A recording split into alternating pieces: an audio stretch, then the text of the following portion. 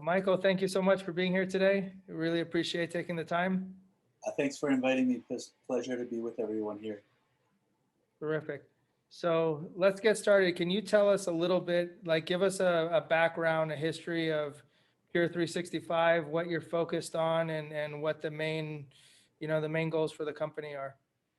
Sure. Well, first of all, our namesakes, our company namesakes are very similar. So I guess that's why we hit it off so quickly, right? With the pure name in our respective companies. But, the name reflects really about the importance of a clean indoor environment every day of the year. And it's not limited to a specific class. It's really what everyone should have access to, right? And so Pure 365 started about 2 decades ago in the hospitality industry. And what we would do is we'd go into hotel rooms and put air purification in, sanitize the space, all the things that everyone is doing now, but not really anyone was doing 20 years ago. So the Pure brand was really built on the hospitality industry. If you go to pureroom.com, it'll show you all the hotels across the country and the globe that have Pure rooms available. And so when you start traveling again, it's a good place to get a good night's sleep. And so 2 years ago, we really wanted to take that concept of being able to breathe well, sleep well in your hotel room and bring it to the residential sector. And that's really how Pure 365 started. But to add on top of that, with homes, especially with smart home, technology proliferating, starting with the luxury home market and down even to the mass market now, really about indoor environments because the air is invisible, the water we drink is invisible. You can't really detect, know what the contaminant makeup is in the air that we breathe. And so the best way to handle that or manage that is to measure it first through monitors. And then when you know what sort of environment you are exposed to, you can properly address it, right? Because you know what to address exactly. If it's a CO2 issue, if you have a lot of particulates, if you live near the airport or the highway, you might have high levels of nitrogen dioxide. So then we find solutions specifically for that. So it's a very long-winded answer, but yeah, our business is about creating the healthiest home environments and really putting science and monitoring in place so that people can have the ultimate peace of mind. Excellent. So you mentioned science. Did you work, like when you started the company, did you work with a group of scientists? Do you have researchers on staff? How did you develop, let's take one at a time. Let's take air filtration first. How did you develop the product? So this is some of the most commonly asked questions. People always throw me an air purifier. Is this good? Is this right? So I always go back and I try to tell people, you really have to base it on science. If it sounds too good to be true, it usually is. So what does science tell us? What do the researchers tell us? What do the top public health officials tell us? Really, the best way to manage indoor air quality is really three. We call it the trifecta of indoor air quality. Filtration that like you talked about. So when we talk about filtration, what are we filtering? We're filtering particles that we breathe in. And venture to guess how much air we breathe in a day. It's an absurd amount of air. It's 11,000 liters a day we're breathing in, right? Wow. So Gustavo, think about someone living in a clean air environment and a dirty air environment with a lot of particulate, with contaminants in it. 11,000 liters a day, you times it by 5 years, 10 years, 15 years, 20 years. You can imagine the difference on the system and the lungs that the environment can have on a person, right? So the science is stating ultrafine particles are the most dangerous for our health because they go into the bloodstream. They cause inflammation throughout our body. But the amount of particles that we breathe in, 90% are ultrafine particles. So what we want to do is we want to find solutions that address as efficiently, effectively as possible these ultrafine particles. But a lot of the companies out there, they sell products. So if you ask them, what does your product do exactly? They'll say, oh, it gets rid of all the particles. Oh, how much of the ultrafine particles does it get rid of? Oh, what are ultrafine? Like a lot of them won't even know what ultrafine particles are. So it's really important. Like people ask me, how can I don't know as much as you. How do I know? So I usually give two tips. Ask the person who is introducing a product to you. Well, let me ask you, first of all, do you use it in your own home with your kids? Because that says a lot, right? So if Yep. they say no, it's likely they're selling a product and not a solution. If they say yes, then, oh, do you have data monitoring that shows like your home environment, why it's better than other places? Once again, if they don't know anything about their own environment, are they really qualified to like uh, help you create your healthy environment? So sorry, I'm giving long answers, but No, I like it. It's giving me more questions, and we're gonna really highlight why this is better than most people's solutions or products. We see that a lot in our space. So you've studied the science, you're monitoring the air. Can you talk a little bit about how does it compare, for example, to like a hospital grade air filter or an airplane's air filter? What's the difference? Where do you start to differentiate between yours and other people's?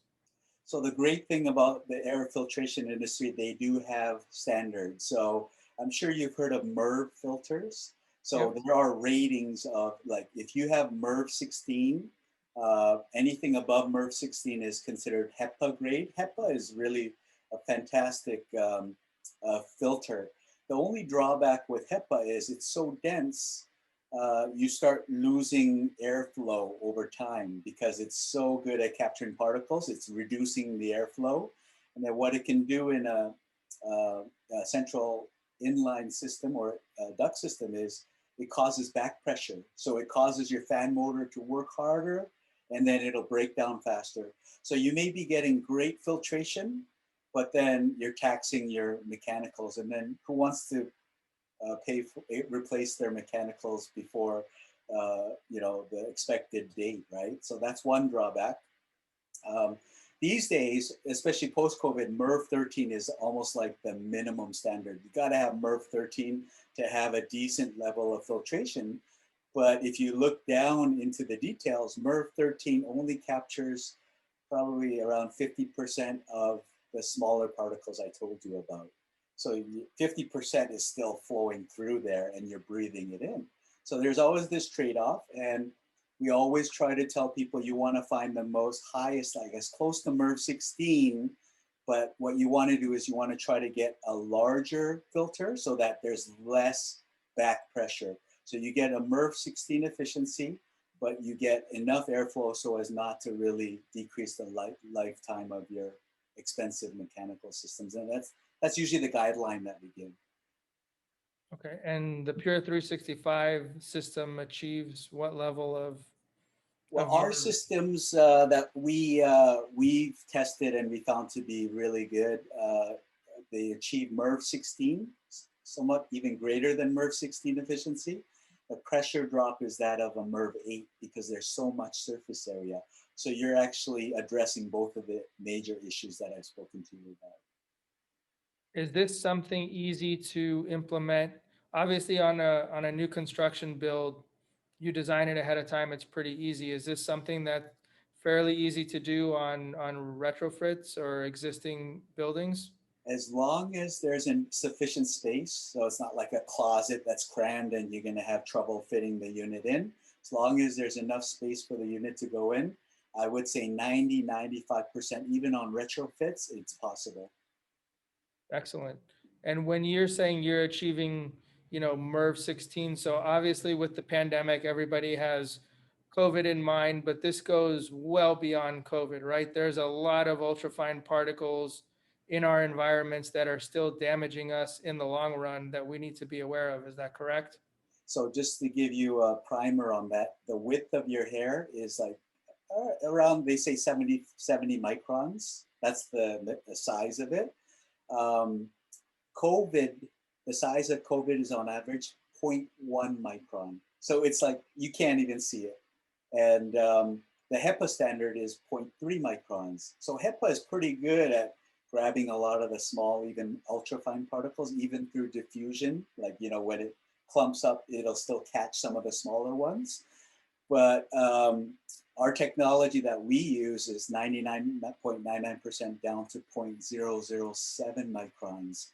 So effectively, it's removing like, so we see when we go into homes and we install a whole house system, we see reductions typically 70, 80, 90% reduction of PM 2.5 levels. It's a massive, massive reduction.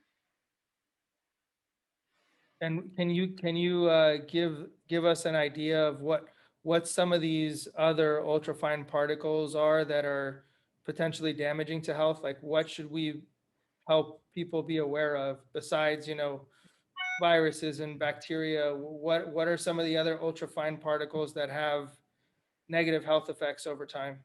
So there really wasn't a lot of ultrafine particles pre-industrial revolution, other than fire burning. So when it's nice to go to the backyard and light a fire in the fire pit, but you don't want to breathe in too much of the exhaust or the smoke coming out of that, because that's ultrafine particles are in there, and those are carcinogenic, obviously, if they're brought into the system.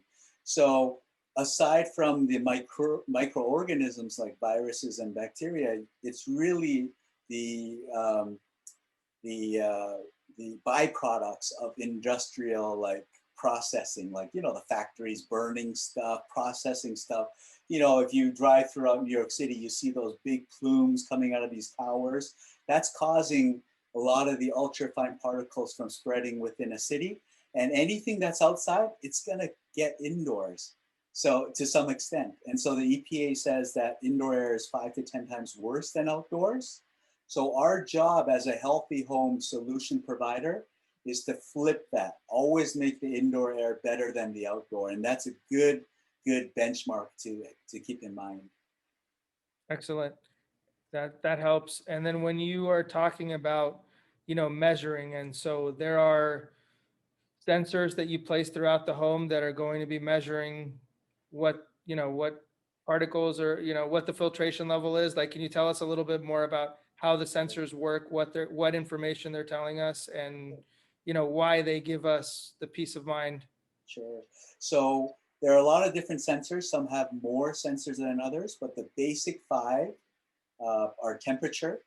We always have to be comfortable. It has to be like the prime temperatures are like 68 to 72, somewhere around there, right? Humidity levels, relative humidity.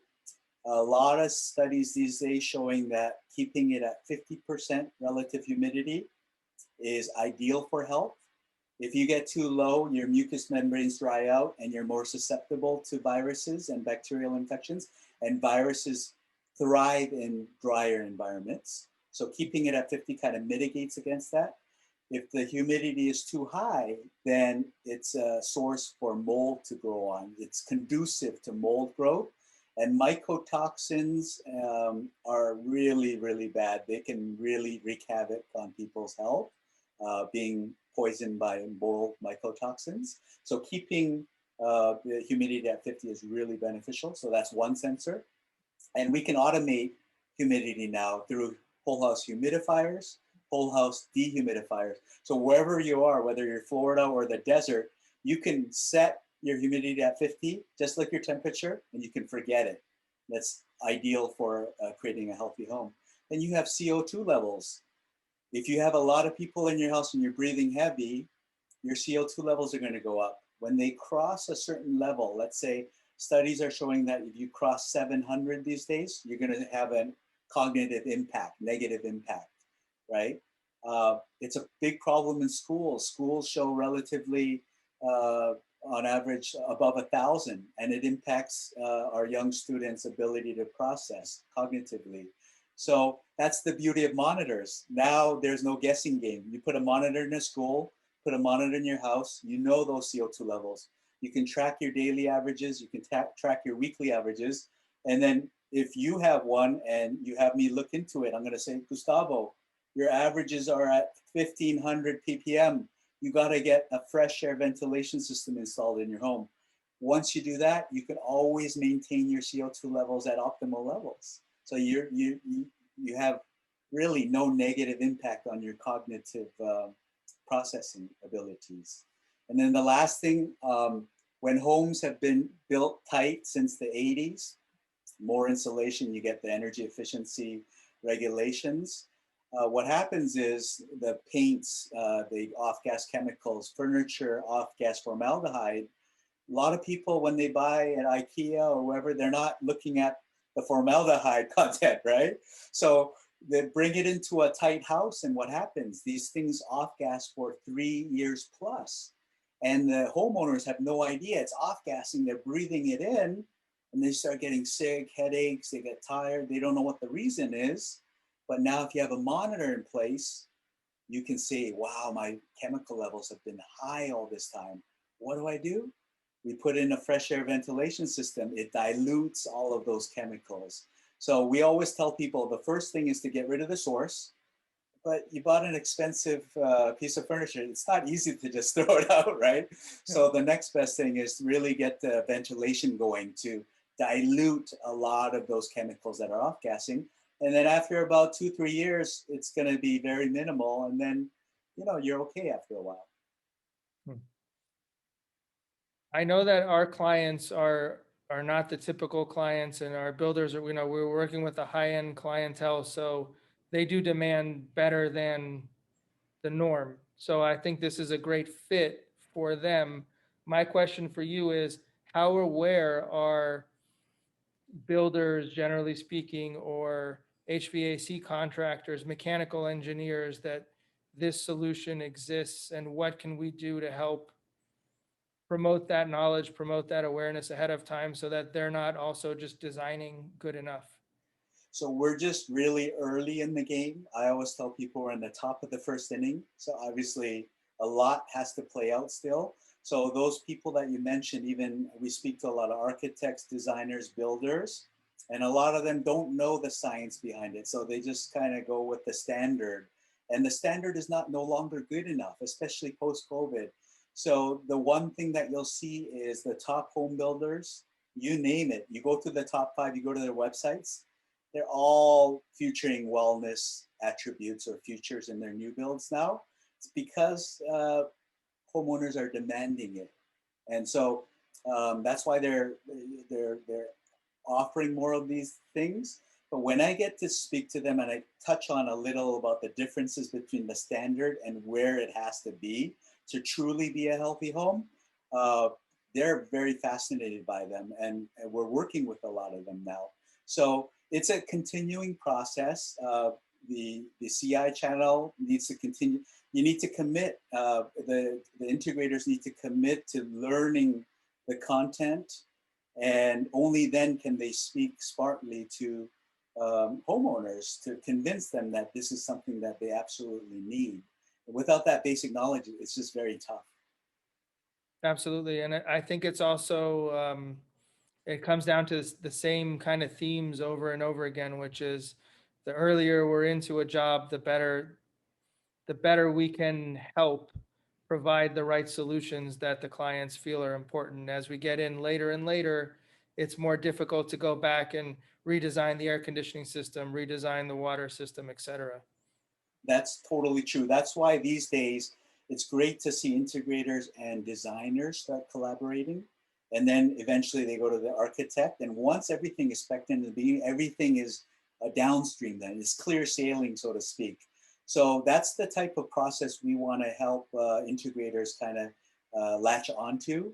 And I know that there's a lot of groups on like Clubhouse. I attended the first one last week, but it's a mixture of integrators and designers, and it's an awesome collaboration. And it's really going to move the needle. Interesting. Can you give us an idea, even if it's just a ballpark, of what the air filtration systems generally cost per unit or per square footage? So so these go inline. So a home can have 3 air handlers or 5 or 6. We've done some that are over 10. So if you put a medical grade whole house system on 1 air handler, and you have, let's say, 3 air handlers, then you're going to have to cover 3 for the whole house. The retail on one unit is $2,500. So if you have 3 air handlers, the unit cost to cover the whole house will be $7,500 plus the labor for the install cost. Okay, that's pretty reasonable. And then is, so in terms of Pure 365's strategy, are you also offering these systems to the HVAC contractors so that they can help promote it too? Or is this only through integrators like Pure Audio Video? There are some HVAC. We don't offer it to HVAC. We're exclusively with working with integrators. But you know, some forward-thinking HVAC companies that are really focused on indoor air quality. Some of them I do know carry it and install it. But most HVAC companies, they're just so used to putting in the standard to protect the unit. They're not. It doesn't go as far as can this protect the health of the occupant. I would say a very small percentage of HVAC companies even focus on what we're talking about here. The majority are just putting in the standard MERV 11, maybe even MERV 8 filters that simply keep the big, you know, dust particles and dirt out of their HVAC system. Interesting. So why did Pure 365 choose to partner with custom integrators? What was the rationale behind that? Because Really, that's not something that we typically have done in the past. right. So that's one of the challenges because of that component of HVAC trade partners in working with them to install it. The reason we partnered with the CI channel is because integrators are intricately involved and understand the needs and wants of their clientele. They provide the highest level of service. Nothing is half-baked, right? Especially the top performers. When they go into a category, they try to be experts at it, right? So our early adopters, that's what we see. And then for us, because the monitoring, you can't manage what you cannot measure. So that's why monitors are such an important component. And so when we talk about monitors and then integrating them with the controls to automate indoor air quality, the integrator is the only choice. The integrator is the only group that can implement an automated indoor air quality system. The HVAC industry, the plumbing industry, whether it's water and that's not their forte. They just install, they're used to installing, servicing, but they cannot tie everything together with the rest of the smart home. Interesting. That's a good point, and we're built on collaboration anyway, so it still makes sense, and I see it working out. But before we open it up to questions, let's dive into the water filtration system, because there's an awful lot of reverse osmosis water filters out there. So tell us about Pure 365's water filtration solution, and again, what sets it apart. So the words filtration and purification are used very loosely. So the first thing I like to do is I like to just give people an idea what those two words mean. So when it comes to water filtration, there are many different levels of water filtration. So with the same thing with air, with water, you have different size particles. You have hair in the water, you have hormones, and these are typically the larger particles. So you call that particle filtration. When you move to smaller filters that can filter out smaller particles, it goes to ultrafiltration, then microfiltration, then nanofiltration. So if you have a Brita filter or any type of filter in your home, the first thing you need to understand is what level of filtration it is. If your filter is a particle filter, heavy metals, pharmaceuticals, all sliding through that filter. Dangerous stuff. So there's a false sense of security amongst people that are just putting that filter in, but they don't understand what's going through it. So RO, reverse osmosis, is really water purification. Everything else is filtration because things get past it. But RO is the one that catches the most possible. And so you will have the purest water possible. a lot of negative press in the past about RO is, oh, if it takes out everything, does it take out the good minerals too? Unfortunately, it does. But the great thing now is that you can put the minerals back in. And then the other thing is that most people don't realize is the average intake of minerals from water, drinking water, is 3%. The rest is really from your food. So it's not a huge problem that you're missing the minerals. It's really more because the taste is not as good without the minerals, right? But you can always add it back in now. So it's almost like all those issues are resolved now. Interesting, but there are lots of reverse osmosis systems out there, correct?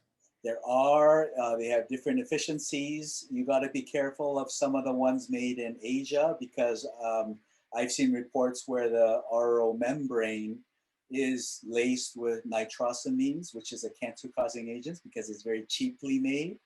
And so in some places it's not as well regulated as the US. Anything in the US, you want to have that NSF certified product. You know that it's gone through the rigors, but that's why you gotta attach yourself to a trusted source who knows all of these things. Will not put anything that will be harmful. So Pure 365, then the leading question here, Yeah. it's manufactured and made in the US. Our RO systems are made in Sweden, but they have all the NSF certifications that are required. And you know, when we tested it, we made sure we sent it to the lab, pre and post, and the results were fantastic, which is why we brought it on. And how often do those filters need to be replaced? So you do the RO membrane is like 4 to 6 years, so you get a lot of life out of them. You can't really change the membrane yourself. I did once; it was so difficult. The regular homeowner, I don't think will have a shot. You have to have the integrator will have to learn how and do that service. But the other ones, you just unscrew and screw on the new ones, and those last anywhere from 3, 4, 5, 6 months, and they're relatively very affordable. These ones are like in the $30, $40 range to replace every like 4 or 5 months. That's pretty good. It depends on the usage too, but do you have, are we monitoring that too to know like, hey, it's time to change out this filter and schedule that in? That's a great question, Gustavo. So whether it's air or water, filter changes have always been based on time. So it's like your oil change. It's like 3 months, the light comes on, you change it, and then you turn the light off. But in the future with AI, and when we can see the amount of water being used through our water gauge, we can give a true filter change notice where you actually change it when you actually need to. That'll save a lot of people money. And then our integrators, maybe we can set it up where they'll get the notices. They can service the clients in a timely manner and pay a nice visit from time to time when needed. Absolutely. That'd be terrific to implement that because then you can, you're going out for a quarterly service call and you're updating the software on the system, you're updating the water filters, you're checking the air filters, et cetera. Yeah. The AI and the ML that will eventually be implemented into our ecosystem, it's just going to save a lot of people money and time. Those are one of the two greatest resources that we have, right? So yeah, definitely. That's another reason why CI integrators need to be involved in this because that's their domain, right? Absolutely. So I have two questions left before we kind of open it up to the Q&A. The first one is, I know you said that Pure 365 is kind of in the first inning in the residential space, but what are the goals in the next, what can we expect to see in the next year, 3 years, 5 years? What's the plan? What do we have to look forward to? Are you going to branch out into more spaces in the home for healthy living? Are you just focused on improving the existing product? What do we have to look forward to? Sure. So the roadmap right now, the two biggest drivers for healthy home demand is air and water, which is why we're focusing on that. but the future roadmap is a holistic platform for health in the home. So they involve circadian lighting, things that aid sleep quality, EMF protection, reducing the amount of radiation coming into the body. We have scentscaping, so fragrances that are like organic essential oils instead of things that have that are laced with carcinogens. We have soundscaping. So when you combine all of these, I'll just give you an example. A wake-up scene is when the light comes on that mimics the sun. The Sonos system can, you know, produce birds chirping or a waterfall, right? And then you have a puff of organic peppermint that's diffused into the room to wake up the senses. It's almost going to be like you're camping inside your home, right? So those are the types of scenes that I think delight homeowners, and they're going to certainly aid in their overall health and well-being. Fantastic. That's definitely something to look forward to. I wonder if we already spend enough time indoors. I wonder if that's just going to lead to more indoor time. Hey, Gustavo, I always tell people, get out of the house as much as possible, but when you're in the house, we'll have you covered, right? Makes sense.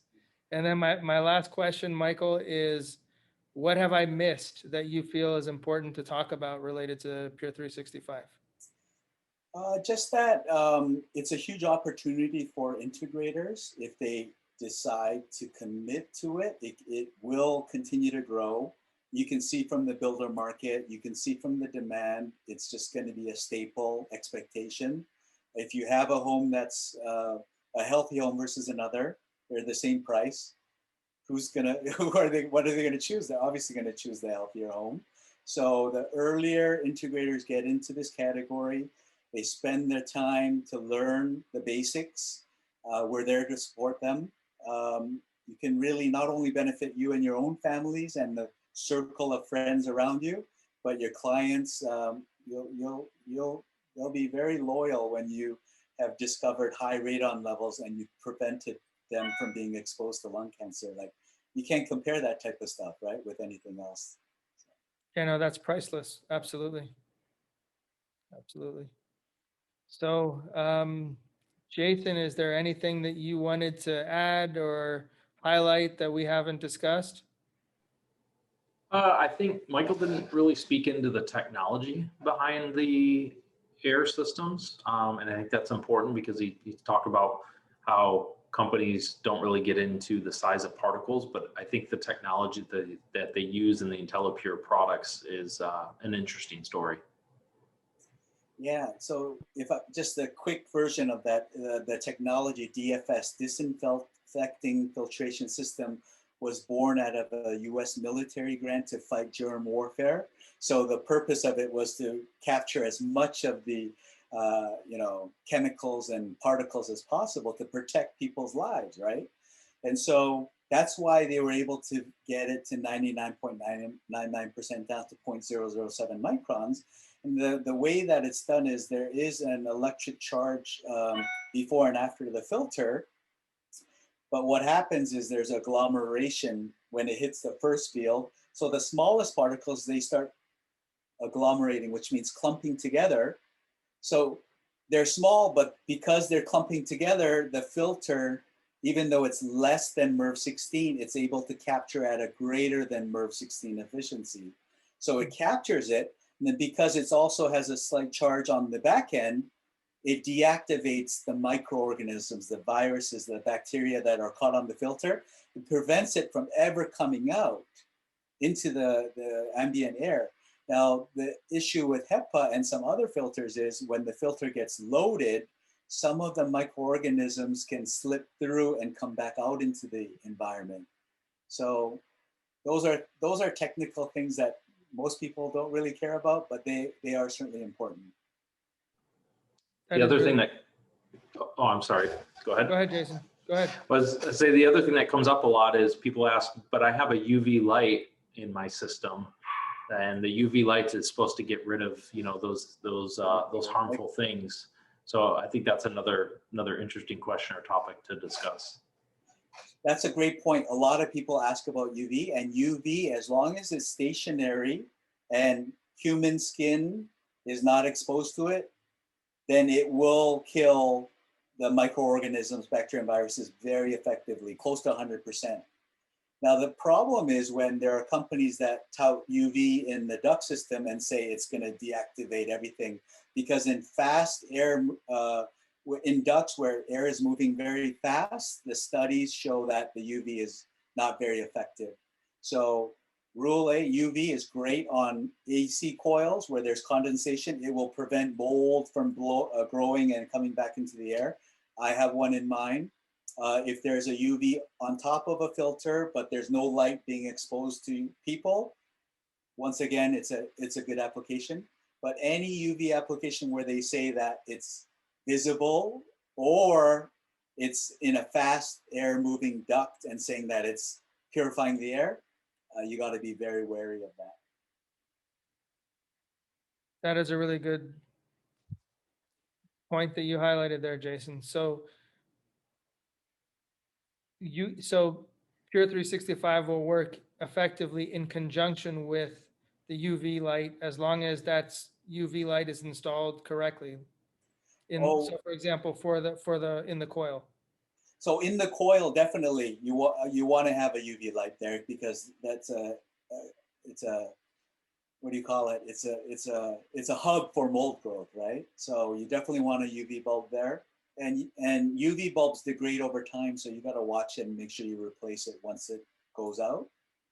But for our air filtration systems, because we have that electric charge, that takes the place of UV. That charge effectively kills all the microorganisms, deactivates them. Interesting. Anything else, Jason, that you can think of? Regarding the air, if anyone watching this is interested in getting a demonstration, we can set up a demo at your office, Gustavo.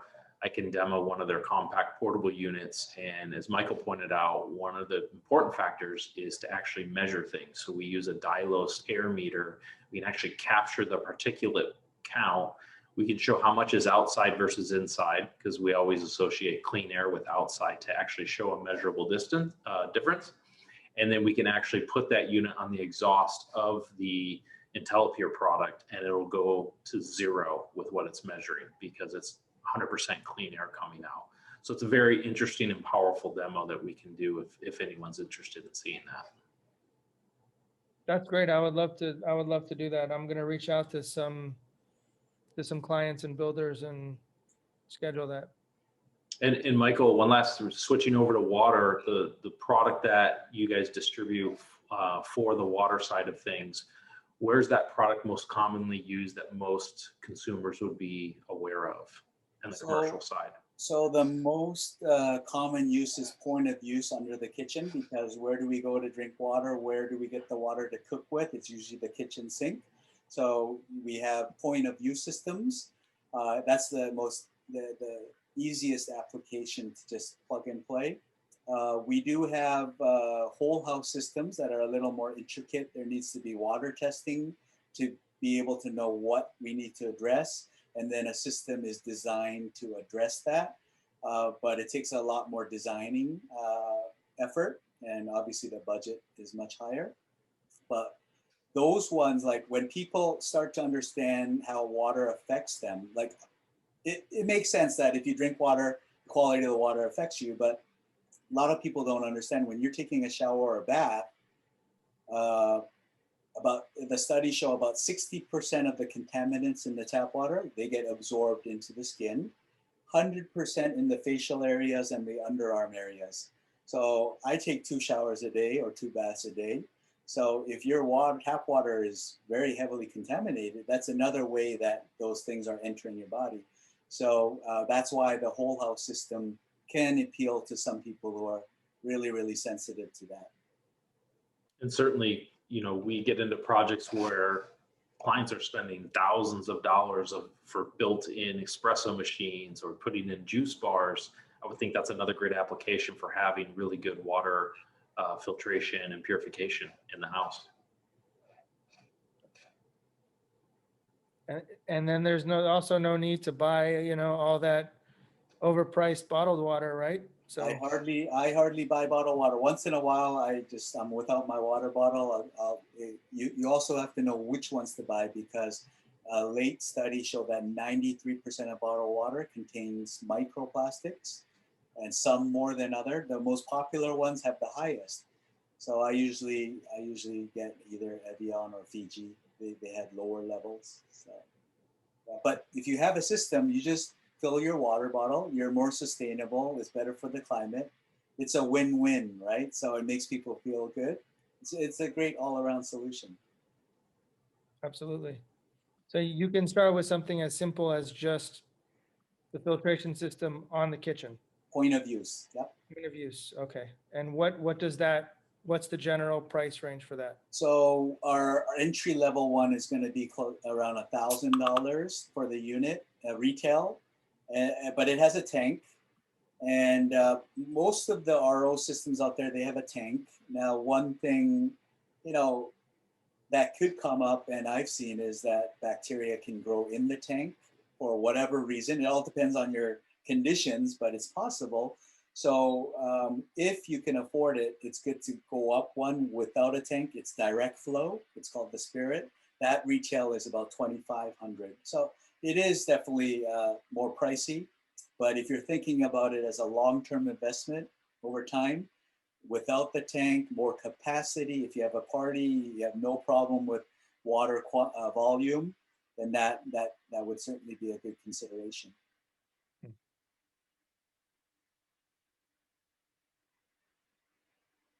Anyone else? Yeah, I actually kind of thought of a question.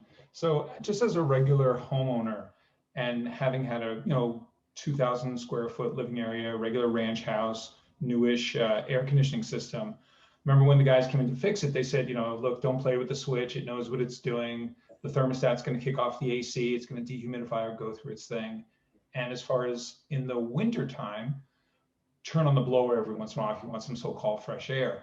I guess on a busy summer, it might be a couple $100 a month for electricity for the air conditioning. And then there's that issue of the talking between the thermostat and the AC. I didn't hear you yet mention about how the air filtration system interacts with just simplistically the blower. Like, does it tell the blower to turn on? Does it only filter when the AC and thermostat combination have already decided to do their thing? Like, will it kick on when it detects? And if so, how much noise / air blowing / electricity would be involved in that conversation? So Adam, great questions. Great question. So the whole house air filtration system is not connected. It does not communicate. It is just in line. So whenever the fan blower activates, then because air is moving through the system, you're getting purification of your air. So if your system is running and you have a monitor in place, you will see those particulate levels start going down while your fan is running. So Lawrence Berkeley Lab, they did multiple studies. I think they have like 20 Nobel Peace Prize winners, so they're a very trustworthy source. Their studies showed that if you run your fan 20 minutes every hour and you have a good filter in your place, you will be able to keep your PM 2.5 levels very, very low. So if you have a smart thermostat, and I do too, I always set my fan to run like 15 or 20 minutes per hour. I kicked it off while you were talking. I looked at my humidity. I was like, ooh, 33%. That's not good. Plus, I'm going to go home. Let me give it a 15-minute run. Yeah. So I'm with you. So right when we're off, kick it back on. But yeah, your particulate levels are probably climbing up right now. But when you do 20 minutes an hour, and another thing I tell people, because there's always that energy health trade-off, there's no way around paying for health. Like, you have to run your systems to create a healthy environment. The question is, what we want to do is we want to optimize it so there's the least amount of waste as possible. That's why our platform with location sensors, a thermostat, it knows when you're not home. It will not turn anything on because it doesn't need to be on if you're not home, right? When you're home, it needs to be on. So we want to create a platform ecosystem that minimizes energy waste and then optimizes the environment for health of the homeowner and their But family. does your app actually do the activate? So you said your app do the activation itself? Do you Yeah. replace Nest with it, or how do those two get So along? we have all our monitors. We have the Nest, the Ecobee. And so when you buy it and you set it up on our app, you just log into the respective accounts and then it pulls everything in and allows us to automate, create auto triggers. And we've integrated the monitors. We're on the cusp of integrating the Nest and Ecobee. So we're right there in terms of being able to automate those systems together. Sounds good. Makes a lot of sense.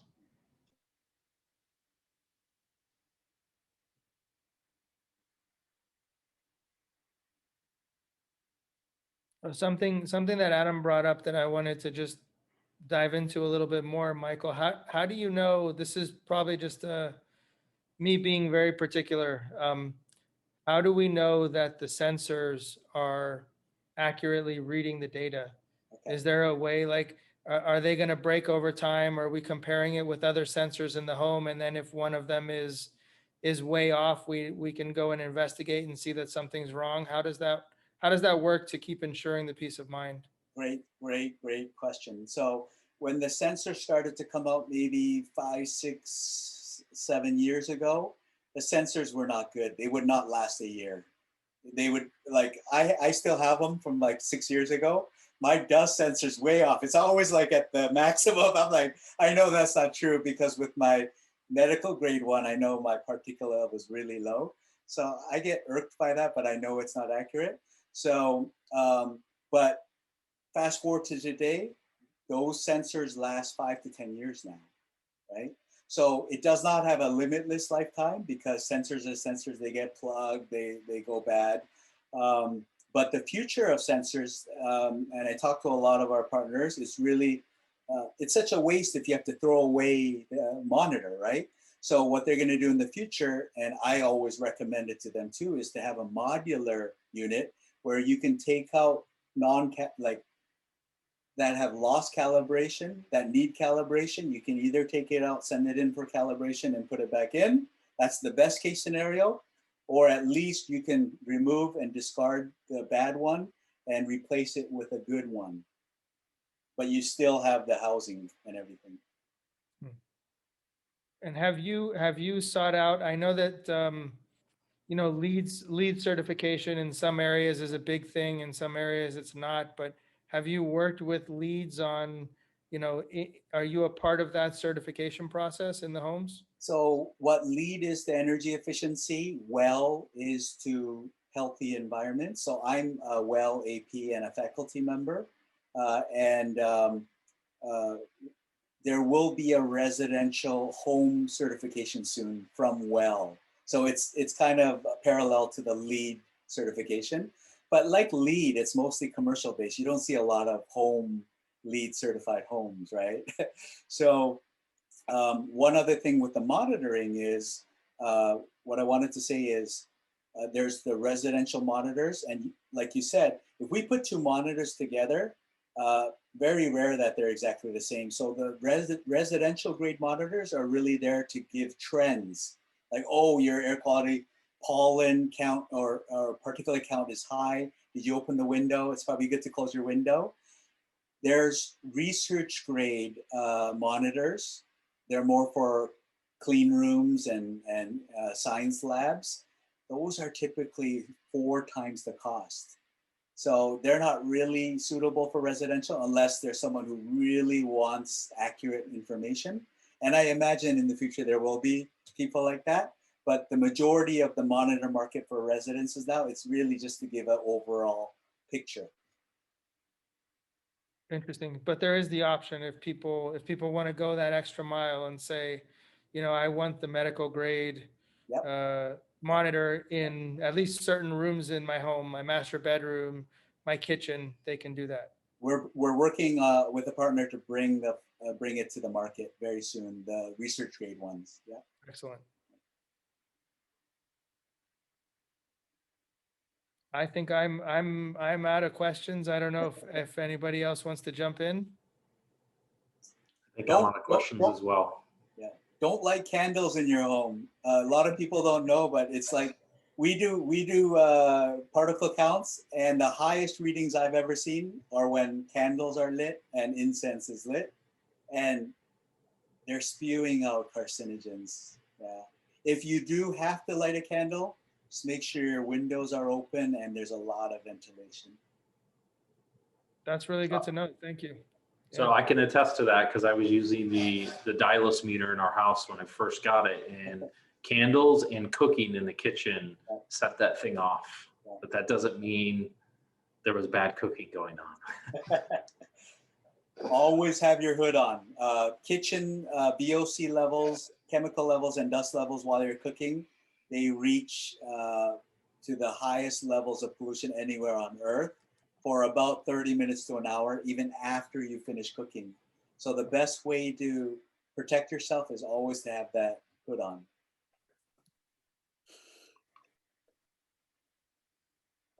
Well, So- Michael, this was really helpful. I hope that we can get some interest soon and have some great demonstrations. I'm really excited about it. I technically signed up to do my well certification. I haven't done it yet, but this is definitely something that I believe in and I think is going to be a huge part of the spaces that we live in moving forward. Oh, that's awesome, Gustavo. So great to hear. I try to tell everybody, find someone in your firm who can be a wellness champion, get them to be a well AP. They will drive the category for your firm. Outstanding. Well, thank you so much for the time. I really appreciate it. It's a And pleasure. Thank you. we will be in touch. Thanks, everybody.